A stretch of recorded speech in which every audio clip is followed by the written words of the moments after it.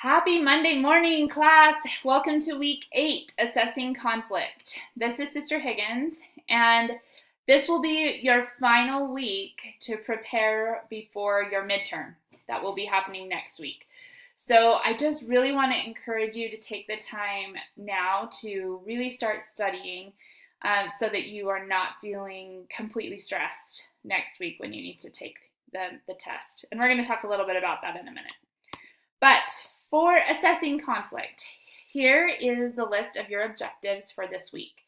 And as we're getting into metaphorical analysis and we're really starting to break down and assess conflict, it's really important for us to be looking at ourselves and not just others. That's how we're really going to be able to understand conflict the very best. If we're always looking at other people and we're not identifying it in ourselves, which sometimes is the hardest to do, it's going to be more difficult for us to really understand the concepts. So I would just encourage you to try and apply it to yourself as well. And then here's the list of activities for this week. So just make sure that you're managing your time as you're moving forward. One of the fun activities you get to do this week is the Marshmallow Challenge. And one of the things I've done in my career is I started a youth corps program for the city that I work for. And each year for training, we do different team building activities. And we do activities like this Marshmallow Challenge. And it's great to learn how groups function. And so I encourage you to take about 45 minutes. Make sure you block out that much time. You can do it for family night, do it with a group of roommates, do it with your spouse and children, grandchildren, neighbors, whichever group you think. Make sure you've got 4 people. And it says 18 minutes, but the whole time I would block out 45 just so that you're prepared and that you have all of the supplies that are necessary. And make sure you watch the TED Talk before. It's short, but so that you can get the most out of why we're having this activity this week.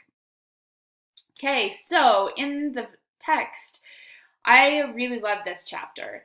And as we're learning about triangles, coalitions, rules, and micro events, the book does a great job of explaining it very clearly and using examples. And triangles are basically when one person feels that they have low power, then there will be 2 other people that generally have higher power. And so one example would be a situation of divorce, where you have 2 divorced parents that have equal power, but then there's the child that has low power, but the 2 parents could have a lot of conflict. They could be at odds with each other, and the child is in the middle with low power. So not all triangle relationships have to be conflict triangles.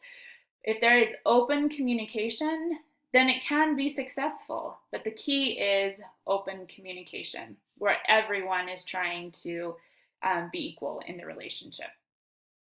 Next is coalitions. So this exists when you've got groups of people that are closer to each other, a private bond. You can see this in school, where you've got a group of people that are ganging up on one other person. In the professional world, a lot of times you'll have private bonds or alliances where people will feed information to other people so that when there's a lot of conflict going on. And rules are things that are not written down, but is how everybody knows things are done. So like in a work situation, there could be that nobody brings up anything about raises or anything that's going to make the boss angry, because they know that nobody brings up those topics until the boss does. So it's basically what has always been done. You don't break the rules of how conflict or communication takes place. And micro events are basically snapshots. They're small pictures into the bigger picture. So I like to think of it as Alice in Wonderland. As Alice is looking through the keyhole, she sees a small little glimpse of a bigger picture. This is something like a therapist. So for me, in the world of social work, as you're sitting down and you're meeting with a family, you can have a brief interaction with them, but as you're just watching them in their environment, you have a very good idea as to what the bigger picture of the dynamics of that family are. So the book does a great job of explaining this in more detail.